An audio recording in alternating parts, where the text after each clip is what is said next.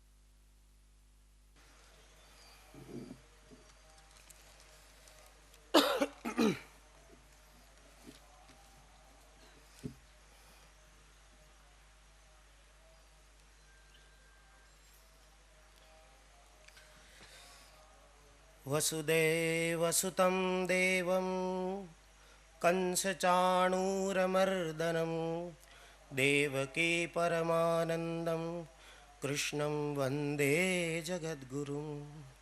गुरुर्ब्रह्मा गुरुर्विष्णुः गुरुर्देवो महेश्वर, गुरुः साक्षात् परब्रह्म तस्मै श्री गुरवे नमः।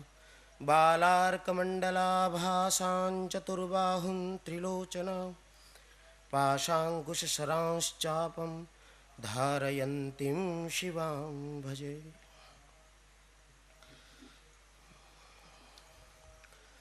परम करुणा वर्णालय जिनके चरण के दिव्य रज के अभिवर्षा में हम सब अभिवर्षित हो रहे हैं, ऐसे जिनके नाम से हम यहाँ इकट्ठे हुए हैं, जिनको याद करके हम सब यहाँ सम्मिलित हुए हैं, ऐसे भगवान श्री हरि मंडल में विराजमान भगवान श्री हरि गणाधिपति समन्वित समस्त देवताओं के चरणों में मेरा दंडवत प्रणाम। भगवान यज्ञ नारायण यज्ञो वे विष्णु, उनके चरणों में दंडवत प्रणाम। और संस्कार, संस्कृति और संस्कृत, ये वास्तव में हमारी समस्त हिंदू परंपरा के आधार स्तंभ है। तो इन्हीं आधार स्तंभों को यदि टिकाया जाए तो पूरा भारतवर्ष टिक जाएगा, ऐसा जिनका मन से मंतव्य है, ऐसे हमारे मेरे भागवती शिक्षा गुरु और हमारे सबके परम प्रिय और वरेण्य परम पूज्य भाई श्री के चरणों में मेरे दंडवत प्रणाम। निजाश्रितानाम सकलार्ति हंता दाता सुखानाम वनसेप्सितानाम, ये जिनका महामंगलाचरण मंत्र है ऐसे, और जिनसे बहुत सालों से परिचय है, हमारे परम प्रिय परम पूज्य और हमारे सबके परम प्रिय पूज्य श्री माधवप्रिय दास जी स्वामी। राम भजन का ये जो मार्ग है, प्रभु भजन का जो मार्ग है, वह वास्तव में पेट से शुरू होता है। पेट यदि पूर्णे सर्वे जठर पिठरे प्राणिनाम संभवंती धर्मशास्त्रम सुरगुरुमति शौचमाचार चिंता, ये हितोपदेश में हमने पढ़ा है। तो ये इस बात को जिसने अपना मंत्र बना लिया है, ऐसे हमारे जीणाराम बापू, कभी सीहोर जाएंगे तो आपको इस बात का पता चलेगा, ये तो इतने में ही बता रहा। उनके चरणों में मेरा दंडवत प्रणाम। थोड़ा कंठ की वजह से आपको स्वर ठीक से न सुनाई दे तो मैं क्षमा प्रार्थी हूँ। ये स्वास्थ्य वाली बात है, और स्वास्थ्य किसी के हाथ में नहीं है। स्वस्थ रहे ये ठीक है, स्वस्मिन् तिष्ठति इति, बाकी तो स्वास्थ्य तो चलता रहता। तो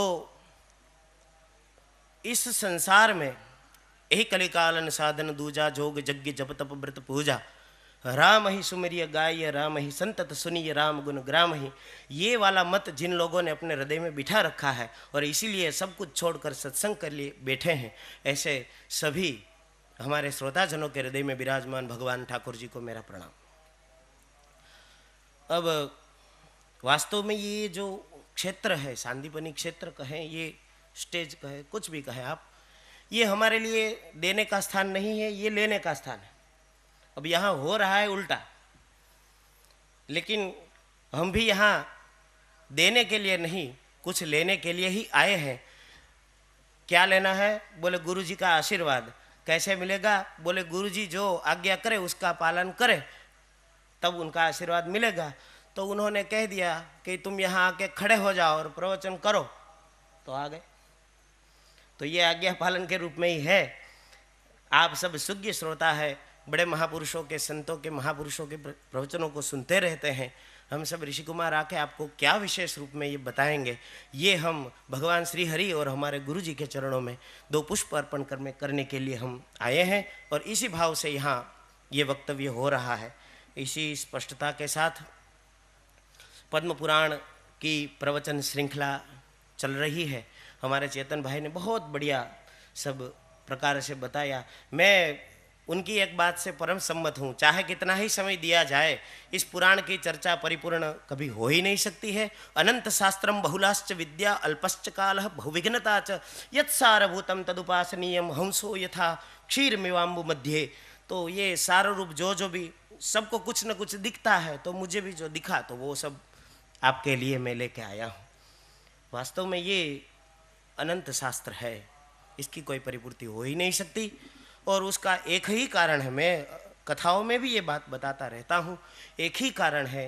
ये पुराण वास्तव में पुराण नहीं है, यह पुराण वास्तव में परमात्मा का शब्द विग्रह है। कोई हरि को नहीं पा सकता तो कोई पुराणों को कैसे पा सकेगा? ये संभव ही नहीं। इसलिए भगवान को गाया नहीं जा सकता।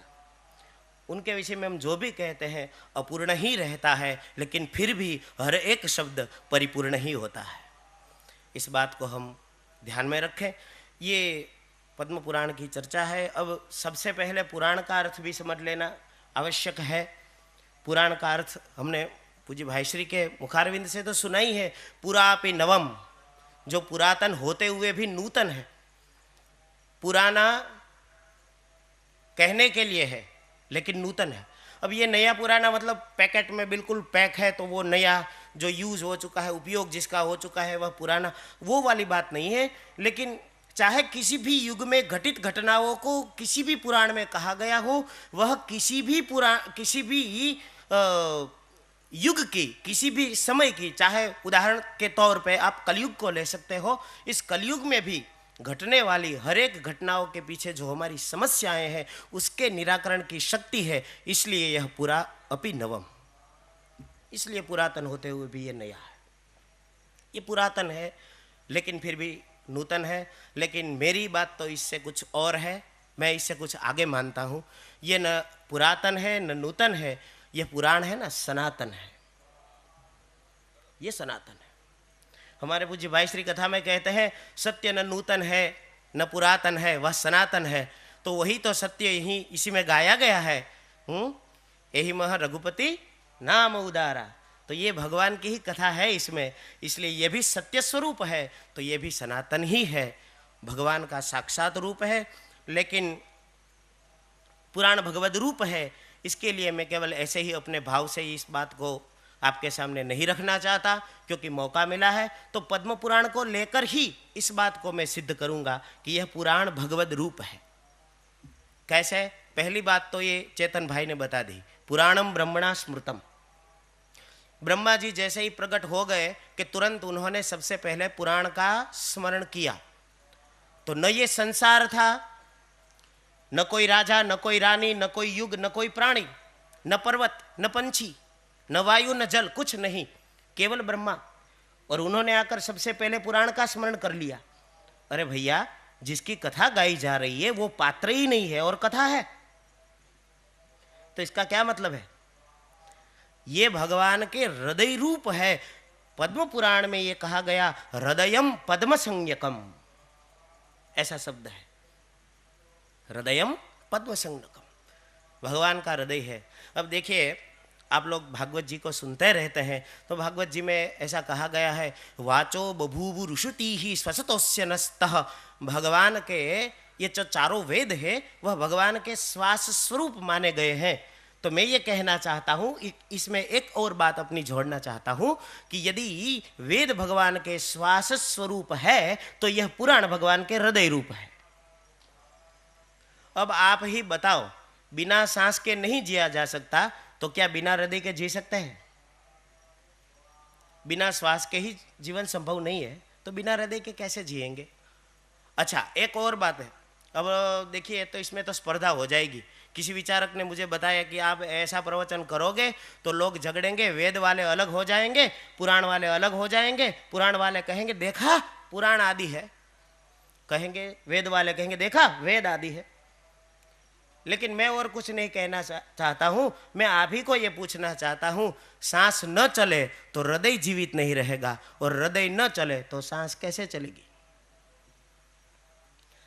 यदि वेद नहीं है तो पुराण किसका तात्पर्य हमको समझाएंगे, और यदि पुराण नहीं है तो वेद का तात्पर्य हम कैसे समझेंगे? तो ये अपने प्रपूरक है, इस बात को हम समझ लें। हाँ, ये वो बात अलग है भागवत जी में जो कही गई है, स्त्री शूद्र द्विज बंधु नाम त्रयी न श्रुति गोचरा इति भारतम आख्यातम ज्ञायते यत्र धर्मादि स्त्री शूद्रादिभिरप्युत, ऐसा कहा गया है। लेकिन मैं इस अर्थ में नहीं कह रहा हूं, मैं तो अपने भाव से कह रहा हूं कि पुराण और वेद ये दोनों अपने आप में एक दूसरे के प्रपूरक है, एक समान है, भगवान के हृदय रूप है। इसलिए एक बात सिद्ध हो जाती है, जैसे वेद आदि है ये भी आदि है। अब तीसरा प्रश्न ये खड़ा होता है कि तो फिर वेद व्यास जी ने आकर इस संसार में क्या किया? तो वेद व्यास जी ने क्या किया? जब वेद आदि पहले से ही वेद की तरह पूरा पुराण भी आदि है, तो ये वेद व्यास जी ने नहीं बनाए क्या? हम हर जगह पर पढ़ते हैं, वेद व्यास प्रणीतम श्रीमद् भागवत शास्त्रम, वेद व्यास प्रणीतम पद्म पुराणम। तो इसका क्या मतलब है? अब मुझे तो आनंद हो रहा है, क्योंकि यहाँ व्याकरण के उद्भट विद्वान है, जिनसे मैंने साच वृत्ति त्रिधा शक्ति लक्षणा व्यंजना च तत्र शक्ति कः पदार्थ इति चेत् अत्र तार्किकाः अस्मात् शब्दात् अयम अर्थो बोद्धव्यः इत्याकारा पदम पदम इमम अर्थम बोधयेत् इत्याकारा वा ईश्वरेच्छा शक्ति ही लाघवात्, ऐसे विषय का अध्ययन किया है। तो ऐसे महापुरुष मेरे सामने बैठे हैं, इसलिए मुझे इस प्रणीत शब्द की व्याख्या करने में जरा भी संकोच नहीं हो रहा।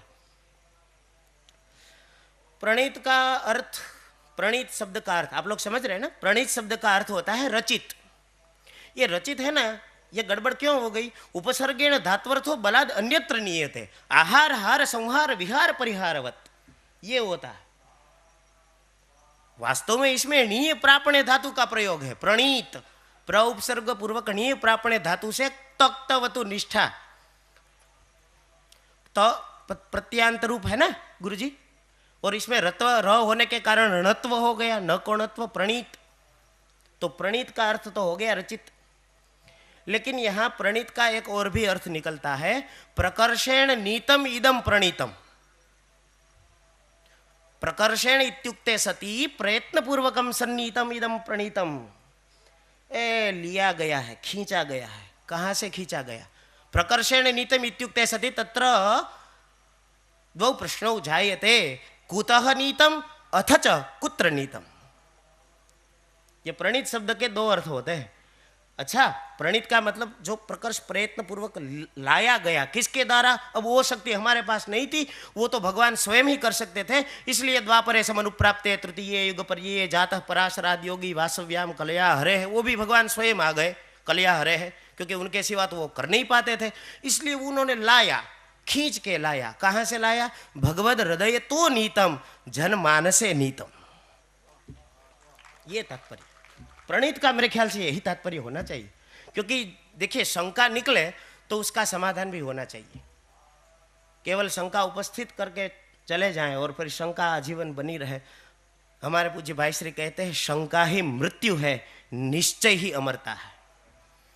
ये इनका वाक्य है, मेरा नहीं है, मुझे बहुत अच्छा लगता है। ये कहते हैं जब तक शंका है तो वो मृत्यु है। और उसमें उदाहरण के तौर पे रामायण का जो आप उदाहरण बताते हैं कि वाली के मन में वो जो शंका थी, शंका वाली बात, और सुग्रीव के मन में शंका थी और रावण के मन में निश्चय था, तो राक्षस होते हुए भी तर गया।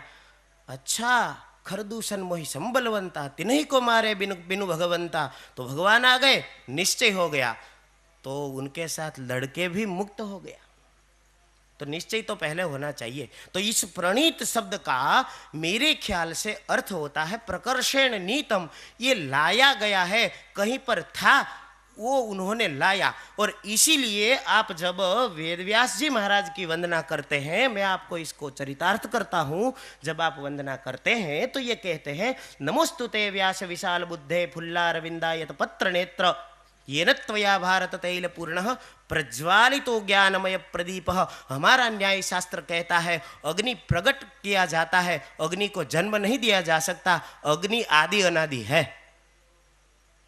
तो दीप में अग्नि नहीं था ऐसा नहीं है, दीप में अग्नि प्रकट किया गया, अप्रगट को प्रकट किया गया, इसलिए भय प्रगट कृपाला, इसलिए भगवान प्रकट होते हैं। तो ऐसे ये पुराण भी भैया प्रकट किया, कहीं से ला के प्रकट किया। हम लोगों के ऊपर बड़ी करुणा थी वेदव्यास जी को, भगवान को लगा ये सब लोग ये काम नहीं कर पाएंगे, शायद मुझे ही जाना पड़ेगा, इसलिए वे आए और उन्होंने प्रकर्षेण नीतम खींच के ले आए हमारे लिए। और कहाँ पहुँचा दिया? लोकमान से नीतम, हमारे तक इसको पहुँचा दिया। इसलिए वेदव्यास प्रणीतम, इसलिए प्रणीत के प्रणय करने वाले के ये जो प्रणन का काम जो करते हैं उनके लिए एक शब्द है प्रणेता। उसमें से प्र निकाल दो तो रहेगा नेता। ये हमारे नेता है, ये हमारे नेता है। प्र शब्द इसलिए लगाया कि थोड़ा प्रयत्न लगाया है उन्होंने। देखिए, लोगों को इकट्ठा करना थोड़ा सरल हो जाता है, लोगों के मानसों को इकट्ठा करना, मानसिक तौर पे सबको एकाग्र बनाना, ये थोड़ा ज़्यादा विकट समस्या है, थोड़ा पैना काम है, तो इसको प्रयत्न करना पड़ता है। इसलिए प्रणीतम, तो ये ऐसा ये पद्म पुराण है, बहुत बढ़िया पुराण है। अब इसमें पुराण में इसका नाम है पद्म पुराण। बहुत सारे पुराणों की रचना की गई है। भविष्य पुराण है, भागवत पुराण है, मत्स्य पुराण है, मार्कंडेय पुराण है, वराह पुराण है, वामन पुराण है, वायु पुराण है, विष्णु पुराण है, ब्रह्म पुराण है, ब्रह्मांड पुराण है, ब्रह्म वैवर्त पुराण है, अग्नि पुराण है, नारद पुराण है, कूर्म पुराण है, स्कंद पुराण है, लिंग पुराण है, गरुड़ पुराण है, बहुत सारे हैं, शायद 18 आ गए, इतने ही है, ये है, इसमें इतने हैं, लेकिन अलग अलग नहीं है। चेतन भाई ने बताया ना, मैं उससे बिल्कुल सहमत हूं, ये एक ही है।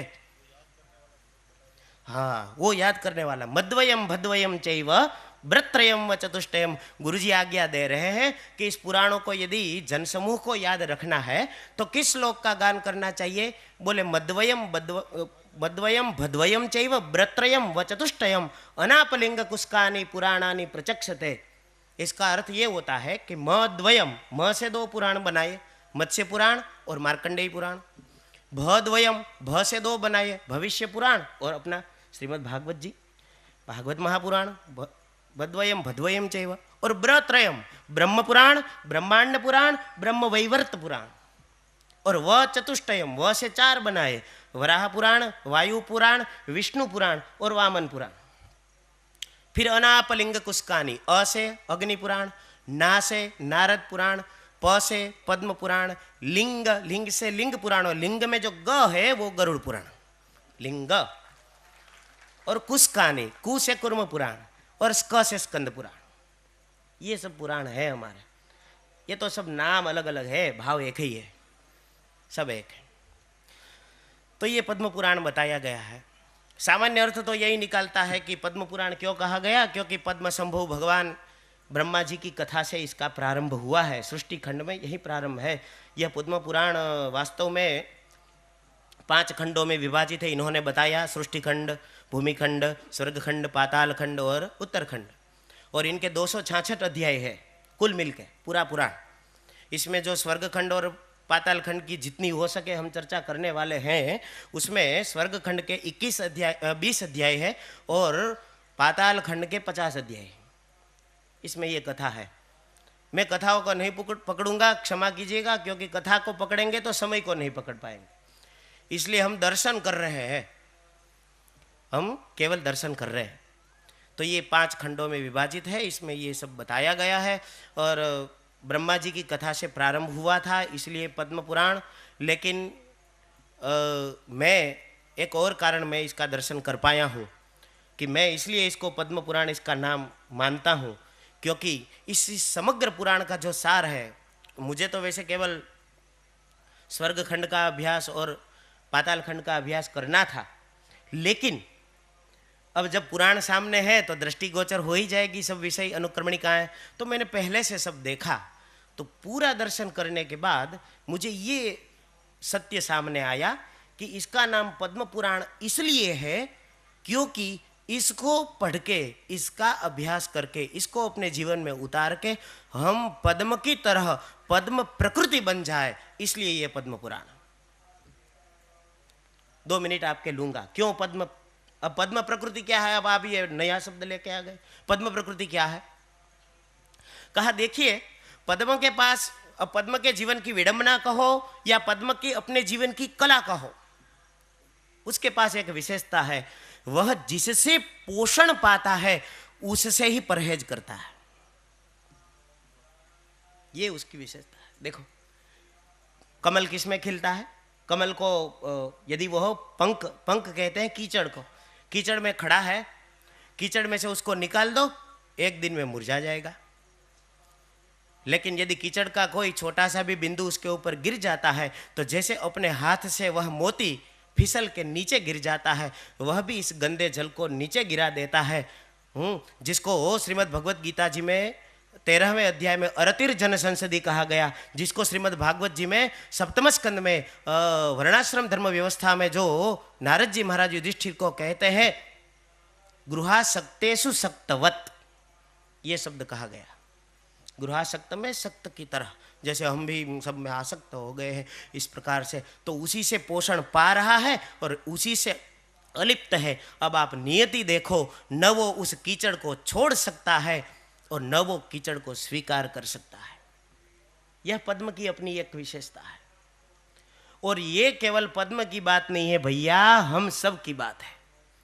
जो कीचड़ में फंस गया वो पद्म पद्म नहीं रहता, जो अलिप्त रहता है वही पद्म है। इसलिए वेदव्यास जी भी जब शास्त्र की रचना करने के लिए आए तो उनको भी राजा और रानियों के चरित्र के बीच में से गुजरना पड़ेगा, किन्हीं के महलों में जाना पड़ेगा, किन्हीं के अंतपुर में जाके उसकी कथा लिखनी है। तो तुरंत लिख दिया, नमोस्तुते व्यास विशाल बुद्धे फुल्लारविंदायत पत्र नेत्र अरविंद इव आयत पत्र नेत्रो यस्य सः, ऐसा कहा। क्यों? ध्यान रखना पड़ेगा, फुल्लारविंदायत पत्र नेत्र। तो ये व्याख्या है, हम भी पद्म प्रकृति बन जाए इस संसार में रहते हुए। अब देखिए, संसार के बिना नहीं चलेगा। लोग संन्यस्त आश्रम ग्रहण भी कर ले तो भी मनुस्मृति के अनुसार यथा वायुम समाश्रित्य वर्तन्ते सर्वजंतवः तथा गृहस्थम आश्रित्य वर्तन्ते सर्व आश्रमाः। यदि कोई घर छोड़ के भी भाग जाए तो भी उनको भिक्षा लेने के लिए इसी समाज के बीच में आकर हाथ करना पड़ेगा। ये सत्य है। तो देखिए, कमल पंख से भाग रहा है लेकिन पोषण भी उसी पंख से पा रहा है। और इस लीला को महाराज समझ ले हम तो पद्म पुराण समझ में आ गया। यही इसका तात्पर्य है। हमारे पूज्य भाई श्री गुजराती में कहते हैं, संसार मां सरसो रहे ने मन मारी पास, संसार मां ले पाई नहीं ते जान मारो दास। इसका मतलब होता है संसार में रहते हुए भी संसार से बिल्कुल निर्लिप्त रहे। यही पद्म पुराण का एक अर्थ है, इसीलिए इसका नाम पद्म पुराण है। हम भी पद्म प्रकृति बन जाए और भगवान श्री कृष्ण गीता में कहते हैं लिप्यते न स पापेन पद्मपत्र मिवाम्भसा, वह पद्मपत्र की तरह पाप से आलिप्त नहीं होता है। हम भी ठीक उसी प्रकार से अपने मन को बनाए रखें, तब पद्म पुराण का यह श्रवण सार्थक हो पाएगा। पद्म पुराण में बहुत बढ़िया बातें बताई गई है। मैं सभी बातों को जितना हो सके बताऊंगा, लेकिन मुझे जो अच्छी बात लगी चेतन भैया, आपने जो ये प्रारंभ किया जब, तो उसमें आप यदि पहला अध्याय पढ़ोगे, अब देखिएगा उसमें एक बात और है, और ऐसी बात मैंने आज तक प्रवचन में कहीं पढ़ी नहीं, इसलिए मैंने कही भी नहीं, मैंने नहीं पढ़ी। पहले अध्याय में वेदव्यास जी महाराज के पास से लोमहर्षण जी प्रवचन का, पूरे पुराण प्रवचन का ज्ञान प्राप्त कर लेते हैं और अपने शिष्य पुत्र जो भी कहे उग्रश्रवा उसको ज्ञान देते हैं। ज्ञान देने के बाद उसको कहते हैं देखिए ये सुनने लायक है, ये संदेश आप लोगों के लिए नहीं है, हम वक्ताओं के लिए है। लेकिन मैं आपको बता रहा हूं ये संदेश वक्ताओं के लिए है। उन्होंने अपने पुत्र को कहा बेटा ये शौनकादिक ऋषि मुनि जहां बैठे हैं तुम वहां जाना। बोले फिर वो क्या कथा मेरी सुनेंगे? बोले तुम उसको कहना आप मुझको प्रश्न करो और मैं आपको कथा सुनाता हूं। बोले बरबस? बोले हाँ। बोले सामने से? बोले हाँ। अब आज तक हम जितनी भी कथाएं सुनते हैं उसमें यह होता है कि शिष्य अपने गुरु के चरण में बार बार वंदन करते हुए अज्ञान द्वांत विध्वंस कोटि सूर्य समप्रभ सूताख्या ही कथा सारम मम कर्ण रसायनम, ऐसा बार बार ज्ञान की मांग करते हैं। तब कहीं जाकर गुरु प्रसन्न होकर योग्यता, अब गुरु भी योग्यता तो देखेंगे ही कि जो ये पूछ रहा है वह सुनने के लिए यह बराबर योग्य है कि नहीं। तो पहले वह योग्यता का विचार, अब इसमें तो उल्टा बताया गया। सामने से वक्ता जाकर कहते हैं आप मुझे प्रश्न करें मैं आपको उत्तर दूंगा। देखिए ये काम छोटा काम नहीं है, ये बहुत हिम्मत चाहिए इसको करने के लिए। ज्ञानी वक्ता सामने से श्रोताओं को कहे प्लीज आप मुझको कुछ पूछो, मैं आपको बताना चाहता हूँ। इसमें अपमान की पूरी संभावना रहती है। ए भाई ये प्रवचन बाद में करना, हमको नहीं सुनना, जा। तो क्या मान रह जाएगा?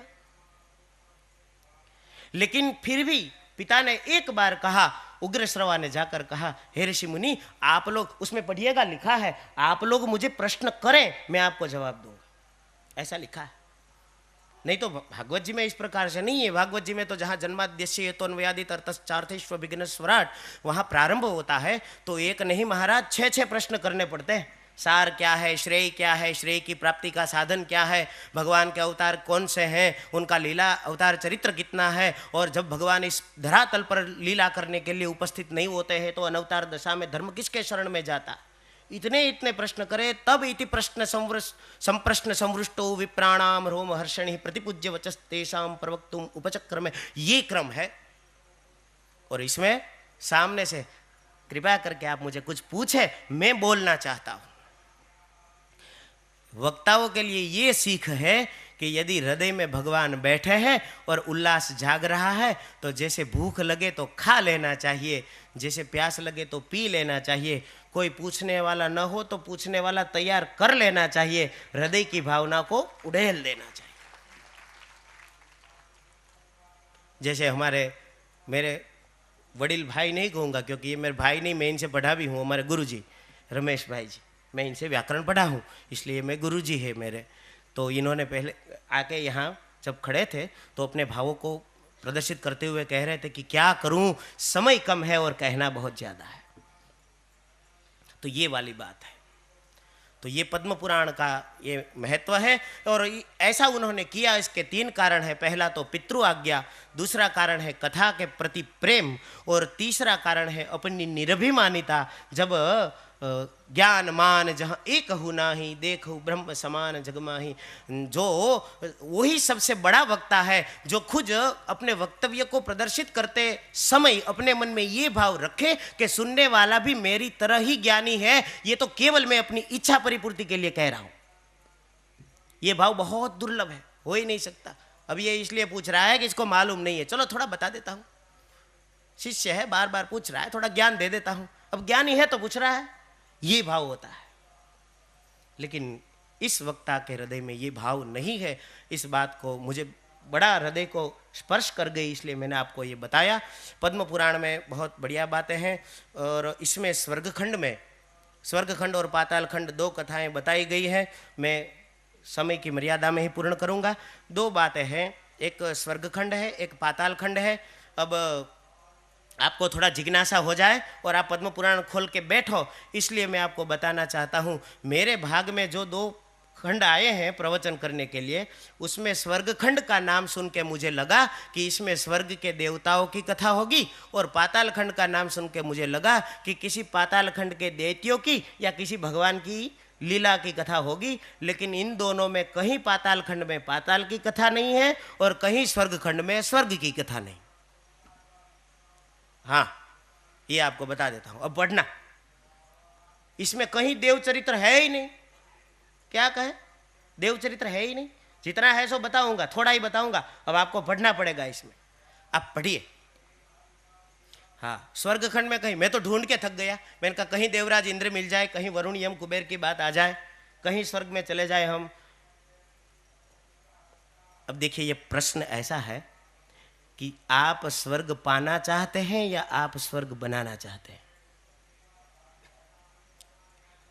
पुण्य करेंगे तो स्वर्ग पाएंगे, पवित्र बनेंगे तो स्वर्ग का निर्माण होगा।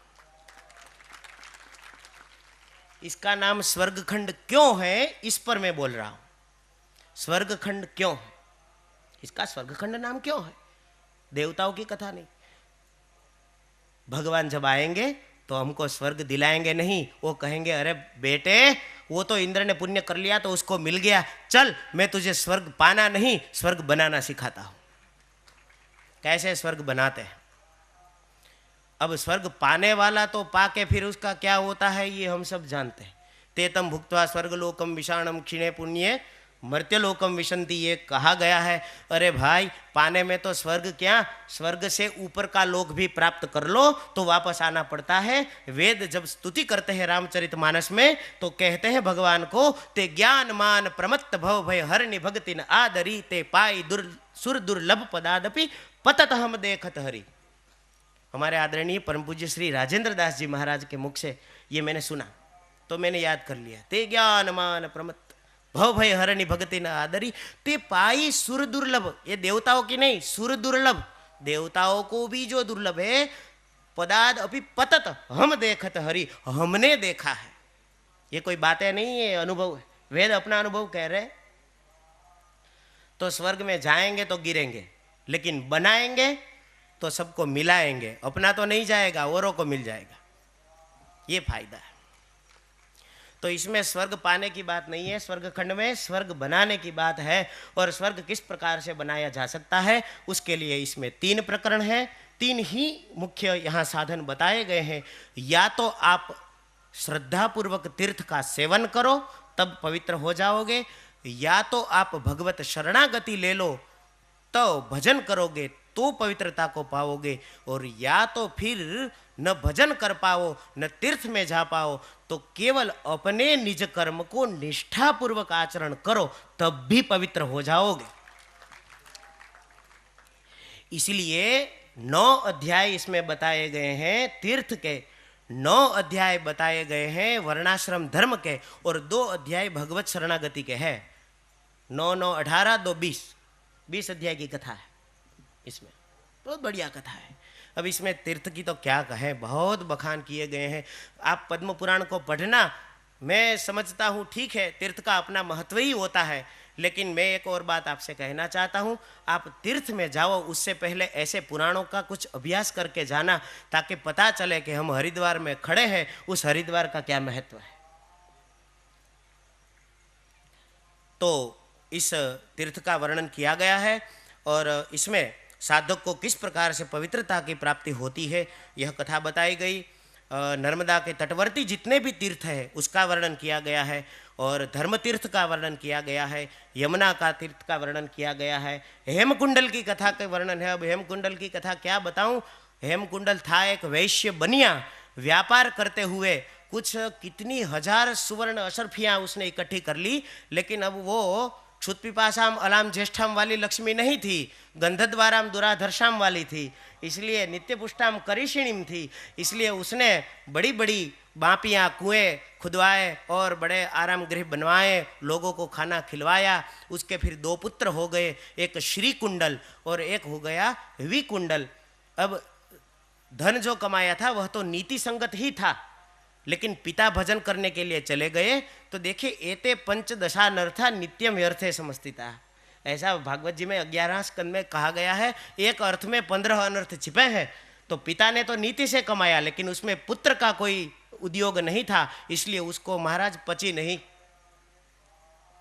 पैसा नहीं पचा। उड़ाने लगे खान पान मौज में और आनंद करने लगे। अब सब दाता लोग, पहले सब मांगने वाले लोग दाता के पास आते हैं तो इसके पास भी आए, लेकिन किसी को नहीं दिया, सब इकट्ठा कर लिया। वही भिक्षु गीत वाली ही बात हो गई। उसको 11वें स्कंद के 23वें अध्याय में जो कथा है बहुत बढ़िया, वो आप पढ़ लेना, ऐसी ही बात हो गई। तो बाद में फिर संक्षेप में ही बता देता हूँ। फिर उन दोनों को ऐसी गति हो गई कि सब लोगों ने उनको लूट लिया। फिर वे जंगल में चले गए, एक को सांप ने काट लिया, दूसरे को सिंह खा गया, एक था श्रीकुंडल और एक था विकुंडल। अब उसमें दोनों जब नरक में गए तो यमराजा ने कहा कि श्रीकुंडल को तो डाल दो नरक में और विकुंडल को स्वर्ग में भेज दो। तो कहा ऐसा क्यों? तो उसने देवदूतों को यह प्रश्न किया तो उन्होंने ये बताया कि एक बार पूर्व जन्म में किसी हरिमित्र नाम के ब्राह्मण के संग से तूने माघ महीने में कालिंदी का स्नान कर लिया था, उसके पुण्य के प्रभाव से तुम स्वर्ग में जा रहे हो। अच्छा, तो मुझे कोई और, मेरे भाई के उद्धार के लिए कोई एक मार्ग है? बोले हाँ, एक रास्ता है। ऐसा करो, तुम्हारे इस जन्म से 8वें जन्म में, पूर्व 8वें जन्म में, पहले 8वें जन्म में एक बार तूने 4 सन्यासियों के चरण धोकर उनको भोजन करवाया था, एक रात अपने घर पे रोका था, वह पुण्य भी स्टॉक में बाकी है, तू देना चाहता है। उसने संकल्प किया और अपने भाई को भी स्वर्गलोक की प्राप्ति करवा दी। ये तीर्थ की महिमा है। देखिए, अब ये इसलिए मैं पढ़ने के लिए कह रहा हूं कि पढ़ के जाओ तो स्नान करते समय याद आएगा, अरे ये महत्व है। और देखिए, श्रद्धामयोयम पुरुषः यो यत् श्रद्धः स एव सः देवे तीर्थे द्विजे मंत्रे देवज्ञे भेषजे गुरो यादृशी भावना यस्य सिद्धिर्भवति तादृशी। मैं भी अपनी कुछ भावना लेकर यहाँ गुरु स्थान पे आया हूँ, वही सिद्धि होगी मुझे। जो मैं इनको गिन रहा हूँ, जो मान रहा हूँ, वही मान के इनके चरणों में ये पुष्प अर्पण कर रहा हूँ। बाद में फिर पाताल खंड की कथाएं बताई गई हैं। अब पाताल खंड की कथा तो पाताल में चली गई लेकिन ऐसा है, सब प्रकट नहीं कर देना चाहिए। जितना भी वो सब आज ही दे दूंगा तो दूसरी बार फिर कौन बुलाएगा। बीजी बार बात, समय का अभाव है, मैं क्षमा प्रार्थी हूँ और इन लोगों की भी अपनी व्यवस्थाएं हैं। लेकिन अब मेरा ऐसा है, एक मेरा वीक पॉइंट है कि जब तक मैं विषय को सही अर्थ में न्याय न दे दूँ तब तक अगले विषय में प्रवेश नहीं करता हूँ। इसलिए अब स्वर्गलोक को ही सिद्ध कर लो तो पाताल खंड भी सिद्ध हो जाएगा। सबको प्रणाम।